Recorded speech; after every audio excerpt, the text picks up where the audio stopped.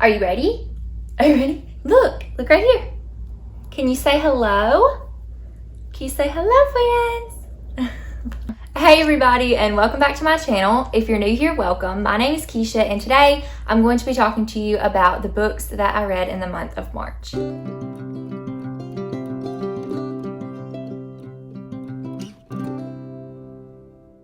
Alright, so you guys already know that I did a part 1 wrap up already just because I had so many books. I didn't want these videos to be super long. So today I'm going to wrap up the rest of the books that I read in March. So let's just go ahead and get started. Most of these are middle grade, all but one. So let's just go ahead and get the one that's not middle grade out of the way. So that one is Dancing Through Life by Candace Bure. This is a book about Candace's experience with Dancing with the Stars. She was on there and danced with Mark Ballas, and this is about that experience, but it also ties in her faith journey along with that and how God spoke to her through different times throughout this competition, different trials that she went through, and different things that she learned along the way. If you are not a Christian, I would not recommend this book to you just because it is very heavily faith-based, and she talks more about her faith than she talks about the actual Dancing with the Stars experience. But if you are a Christian and a Candace Bure fan, she was on Full House. She played DJ Tanner years and years ago, well, more recently on Fuller House. So I've always been a fan of hers, and I've always admired her bold faith, and that definitely shows through in this book. I listened to the audiobook because I've been doing the Happy Color app, and I've really enjoyed listening to autobiographies and things like that while I've been doing the Happy Color app. So I listened to Dancing Through Life, and like I said, she's talking about her Dancing with the Stars experience, and I really enjoyed hearing a little bit of behind the scenes from that. And after each chapter that she talked about a different dance she did, I would go back and watch that dance. I did watch the season that she was on, but it's been so many years. She was on season 18, I believe. So that was really interesting. But she talks about how she stood with conviction for different things and was very courageous to make bold stands for different things that she believed in. While she was on the show, one of the first things that she talks about is modesty and how she chose to dress a little bit differently, and how that was still a struggle because some people obviously still spoke out and thought that she was dressing inappropriately still, even though she was making conscious decisions about how she should dress and how she should present herself as a Christian woman, because she represents God, and she wanted to make sure that she was giving a proper representation of Christ. So that is that book, and I don't really want to rate it because I don't like rating people's autobiographies. I mean, I guess you can write like how they tell the story, like if they tell their life story well, like how it's written, but I don't know. I guess I would give it 4 stars if I had to rate it, but I did really enjoy reading it. It was very inspirational, and it made me feel good every time that I listened to Candace narrate her story. So I really enjoyed it, and like I said, that is the only adult book that I read this month. So let's just go ahead and get into all the rest of the middle grade that I read for middle grade March. So first up, I want to talk about the 5 Worlds graphic novel series. This is book 3. I've already turned back in books 1 and 2, but I read books 1 and 2, which is the Sand Warrior and the Cobalt Prince of this series last month, and I am hoping to read a couple more of these in April. I think books 3 and books 4 are out, but book 5 has not yet been released. And I don't really know how to describe this series. It reminds me a lot of the Amulet series as far as like the vibe goes. This is by Mark Siegel, Alexis Siegel, oh my goodness, I'm going to pronounce his name wrong, so I'm so sorry. Xanth, Booma, Matt Rockefeller, and Boyason. I don't know how to explain these. This is about a girl who, there's like, it's kind of, think Avatar. Think if Amulet mixed with Avatar. So Avatar, you've got like the airbender and the waterbender and all the different things. I'm not like a huge Avatar person. Like I've seen a few episodes, but I don't know all the things. But just think the gist of all the different things they can do. So you've got like sand people in this, like that can control sand, sand shifters. I don't remember what they're called. But anyways, so you've got these different people. You've got people that can, I can't even think, like control plants and stuff like nature. Yeah, so I don't really know how to explain this except that there are 5 worlds, and each of the worlds has like a more specific thing that they do. And the 5 worlds are on the verge of extinction. And so these kids who all come from different backgrounds come together and are trying to save these 5 worlds. And that's all I'm going to say about it because I'm going to end up spoiling it if I say anything else. But I think it's really interesting. It was something that I just never thought about picking up, and I was browsing the stacks one day and decided to pick it up, and it was really good, and I really like the art style, and so I've just continued reading it. Like I said, I think if you like Amulet or Avatar or anything like that, that this might be a good graphic novel series to pick up. I gave the first 2 books, I believe I gave them both 5 stars. I can't remember now that I'm thinking about it, but I'm pretty sure I gave them both 5 stars. They were really good, so definitely check these out. Next up, I read this series that is like a spin-off series to the Babysitters Club. And it's a graphic novel, and I think it's called Babysitter's Little Sister. There's going to be a picture of it on the screen. I'm going to get tongue-tied trying to say it, but it's by Katy. I wrote this down and I can't read by handwriting. Farina. Why did I write this so bad? I can't even read my own handwriting. Pharma, maybe? The picture's going to be up here. I'm so sorry. I cannot read my handwriting. But anyways, I read Karen's Witch, which is the first book in this series. And I thought it was so cute and so good. I have not read The Babysitters Club. Don't come at me. I never read it as a kid. I don't know why. I didn't really even know what it was until I was not a kid anymore. So maybe one of these days I will pick up The Babysitters Club. Who knows? I'll probably pick up the graphic novels first though, just because that intrigues me. But this is the spinoff. I read Karen's Witch. And I loved this because as a child, my cousin and I, when we would go to my grandmother's house, we would walk from my grandmother's house to my great uncle's house. And in between there was this house that we always said there was a witch in. And I don't know which one of us started it. It could have very well been either one of us. But whoever started it, I know it wasn't like, it was just a joke saying, oh, you know, like there's a witch that lives in this house. And it was like this older lady. I don't think we ever even saw her. I don't even know who she was. But we always said, oh, this witch lives in this house. And then I think we said it so much that we convinced ourselves that there really was a witch that lived in this house. And this book reminded me of that because it was about this girl. Her parents are split up and she goes to her dad's house and she ends up like what's the babysitter's name? I don't remember now. But the babysitter is like her stepsister and she's babysitting, but their neighbors, this lady, she's got like long gray hair and she wears these clothes and like she has a broom and a cat and all this stuff, and they're like, she's a witch. I know she's a witch. I'm gonna prove it. And it's just so cute to watch the story play out. I enjoyed it so much and I am excited to continue the series with Karen and her friends and the babysitters popping in. Yeah, it's gonna be great because I don't know, it was really like joyful to me to read. I don't know why, but like it just made me happy. It made me feel good. So I gave it 5 stars. I thought it was really cute and I think you guys should check it out, especially if you're fans of the Babysitters Club. Next up, I read Mall Unbound by Aisha Saeed, and this book was such a pleasant surprise for me. And also it has a really beautiful cover. We have to pay attention to this because beautiful covers are what obviously gets us to pick up books sometimes. Now, of course, the synopsis says as well, but if I see a pretty cover, I'm probably going to pick the book up. I picked this book up for the Homebody Book Club, which you may be confused because I had said previously this was for the Three Blondes and a Book Club.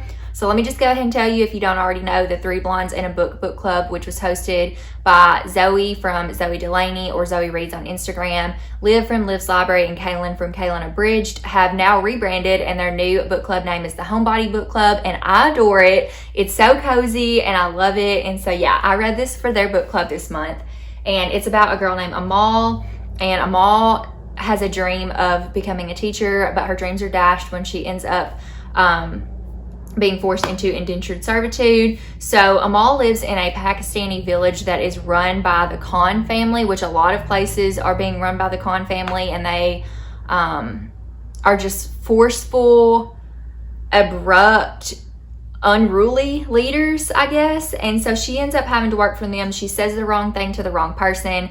The reason that she has to do this is absolutely absurd, as is most things in this book, but it's one of those things where you don't realize that stuff like this happens in other countries until you read about it. And I know this is a fictional story, but in the author's note in the back, it was showed that this is based off of actual events that happened. For example, if you guys know the story of Malala, she wrote a book called I'm Malala. I can't remember her last name, but you might know who I'm talking about. She was shot by the Taliban on her way somewhere, maybe.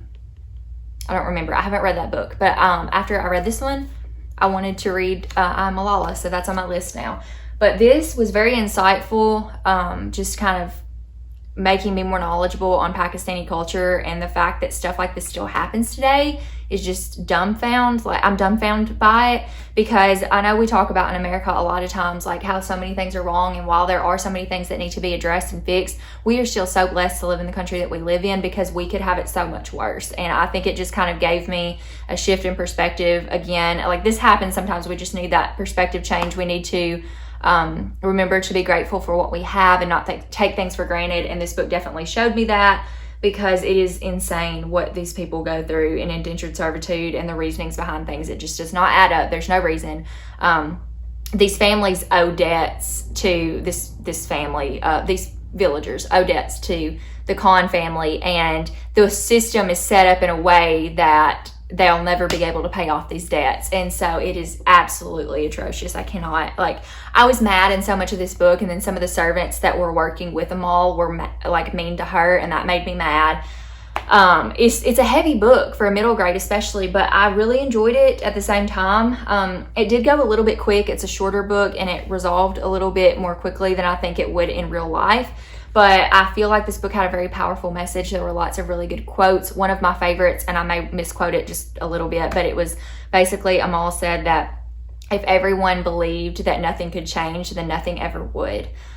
So that's just a very hopeful statement, an empowering statement. And this book was just full of hope, and just being a catalyst for change, and taking risks, and understanding that sometimes you're going to have to take risks in order to make change happen. And so this was just a really good book. I think it's a good book for young children as well, just to kind of give them an insight into other cultures, but also for them to see that life is not fair, but that, once again, change can happen if we believe for it and work for it. And it may not be easy, but it is possible. So I think this holds very powerful messages, both for children and adults alike. I'm so glad that I got the opportunity to read this. I don't usually lean towards contemporary, and I have not read a lot of books from different cultures, though I'm working towards doing better on that. And I'm so glad that I read about Amal and her family, even though it was a fictional story, like I said, and the author's note in the back. Aisha Saeed talks about, which Aisha Saeed, she is a Pakistani American. She lives in Atlanta, and she talks about Malala back here, and she talks about there are brave girls all over the world. They may feel afraid sometimes like Amal, but doing the right thing despite the risks it may involve is the bravest thing there can be. It is my hope this story shines a light on brave girls everywhere. Like, you don't hear about this stuff in the news. You don't hear about stuff like this happening. That's not what the media wants you to see. And so just being more knowledgeable about this. Anyways, I can talk about this all day. I gave this book 4 stars. I thought it was really good. I would have loved to have had more of the story, but either way, I think it was great, and I highly recommend that you check this one out. Next up, I have From the Mixed Up Files of Mrs. Basil E. Frankweiler by E.L. Konigsburg. She is a two-time Newbery Medal winner, and this book won a Newbery Medal as well. This is a story about Claudia and Jamie, and Claudia and Jamie are brother and sister, and one day Claudia decides that she wants to run away to the Metropolitan Museum of Art, and she just happens to run away there right in the middle of a mystery.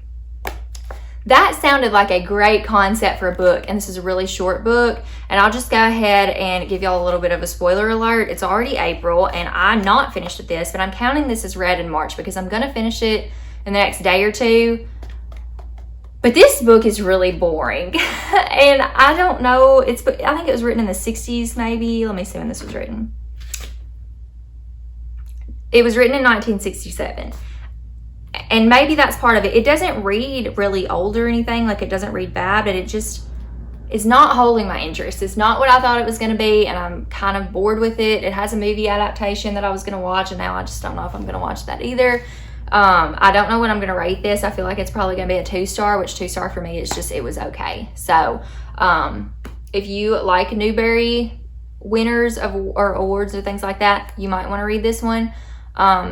I don't always pick up books that have Newbery medals, just because in my experience with them, like what Newbery says are the best books aren't always, in my opinion, what the best books are. I know their criteria is different, and that they give these awards for different reasons than what I would give them for. And I do think this writing is good, and I think it's a good story. I just don't think in the comparison of most middle grade books that I read, especially nowadays, it just doesn't hold up. So unfortunately, I'm only probably going to give this about a 2-star. I didn't enjoy it very much.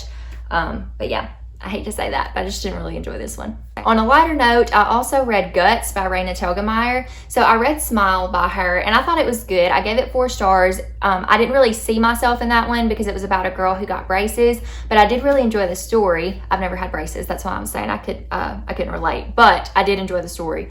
Now, she has another book in that series called Sisters, which I have not read yet, but I wanted to read Guts. I read it as an ebook through my library's Libby app, and I definitely related with the story. So this is about a girl who has some gut issues. She stresses out. She has anxiety. It causes her to have an upset stomach. She has an episode where she gets sick one time. She has a stomach bug. She vomits, and now she's scared of vomiting, which her being scared of vomiting or getting sick or being around germs makes her stomach upset even more. And then she's scared she's going to throw up. So it's just this vicious cycle. This was such a good book. And I may be biased because I feel like I relate to it, as far as I struggle with stress and anxiety and depression, and if it gets too bad, it does upset my stomach. So I related with the girl in the story, and I felt like this was really good for kids to see, because some kids develop this and don't really understand what's going on in their bodies or why certain things are happening, or that they're even stressing about things. So I thought this was a really good book. I really enjoyed it, and I would recommend it. I gave it 5 stars, and I'm going to own it. I don't own it now, but it's one book that I want to own. I don't remember if I mentioned, but it was a graphic novel, and I really enjoyed it. So not only did I see myself in it, but I think it's going to help a lot of kids and even adults nowadays, like, just see themselves in literature. And I don't know, it's like I felt good about the book, but it was a very uncomfortable subject, but I also just really enjoyed it. So I definitely think you should check that one out as well. And then I also read Escape from Mr. Limoncello's Library by Chris Grabenstein. This has been such a great experience. So I got this book because we were doing, for the Page Turners Book Club at my library, which is the middle grade book club that I host, this is the book that they voted on that they wanted to read during the month of March, and we all really enjoyed this. So it's basically like a mixture of Charlie and the Chocolate Factory and Night at the Museum. It's about this man named Mr. Lemoncello, and he is a game maker, and he has designed the new public library. And so he wants these kids to come in, like a select few kids to come in, and the lock-in is going to be like the big opening for Mr. Limoncello's library, but the lock-in turns into being a game where these kids are in a competition to see who can escape from Mr. Limoncello's library. And so they have to solve all these different puzzles. There are pictograms and rebus puzzles and all this different stuff, and you get to see those throughout the book. And what I loved about it is that you get to kind of solve them along with the kids. I'm trying to find a page that's not like super spoilery with the rebus puzzles, but they're not all in here, but there's enough where like you can kind of try to solve things for yourself. I'll just go ahead and show you the one that I was going to show you. So you've got like puzzles like this, and I loved getting to solve those along with the kids in the story instead of just like seeing what it was. You get to solve them. So that was really neat. The kids at the library really enjoyed this. And for our book club party, I actually reached out to Chris Grabenstein. He's an incredible author and person in general. I think I haven't really talked to him that much, but I feel like he's a great guy, and I definitely want to work with him in the future. Maybe have the book club kids get another one of his books to read, and then hopefully maybe have like an author, host him as an author at the library. I would love that. I feel like this guy is just really good with kids and is a big kid himself, so I'm really excited to work with him more in the future, hopefully. But he sent us 3 signed book plates that I put in 3 copies of the second book in this series, and then I gave those away to some of the children at my library. We did our own escape from the library event. It was more like a scavenger hunt than escape, but it was based off of Chris Grabenstein's scavenger hunt that you can find on his website, chrisgrabenstein.com. I hope I'm pronouncing his name right, Grabenstein. I'm probably pronouncing it wrong. My apologies, sir, if I am. But this was just great. This is a great kids book. The kids loved it. They loved talking about it. They loved solving the puzzles. They loved doing the scavenger hunt. This is just a wild ride. So if any of that sounds interesting to you, this is definitely a super entertaining children's book to pick up. I gave it 4 stars, and I'm excited to see more from this author. Okay, and lastly, I am ending with one of my favorite books of the year. So this last quarter before, or the last video that I did with the March wrap up part 1, I talked about A Place to Hang the Moon, which is one of my new favorite books of the year. And now I'm going to talk about another middle grade historical fiction, which is Until Tomorrow, Mr. Marsworth by Sheila O'Connor. This book was so good. Nothing that I say is going to do this book justice. I'm just going to tell you. But this entire novel is, first of all, beautiful. The illustrations are incredible. And it's entirely written in letters. So this is an epistolary novel. And this is written in letters between Raina Kelly and Mr. Marsworth. And Raina Kelly is the new paper girl. And she finds out that Mr. Marsworth is on her route. So she starts leaving him letters in his milk crate. And she also finds out that there may be a connection with Mr. Marsworth and her family, but she does not know what that is yet. So you've got a little bit of a mystery there too. But Raina starts sharing some of her struggles with Mr. Marsworth through these letters. This all takes place during the Vietnam War, which for those of you that may not know, the Vietnam War is one of the wars in America's history that has been said to be the one that most people disagreed with or didn't think we should have been involved with. So it's one that's very controversial. And Mr. Marsworth is a pacifist. And you find out why in this story. And also you find out that Raina shares with him that her brother Billy may have to enlist in the draft for the Vietnam War. And she does not want him to leave. Mr. Marsworth does not want him to have to go. And so they start working together to see if they can find ways to keep Billy from having to go to the war.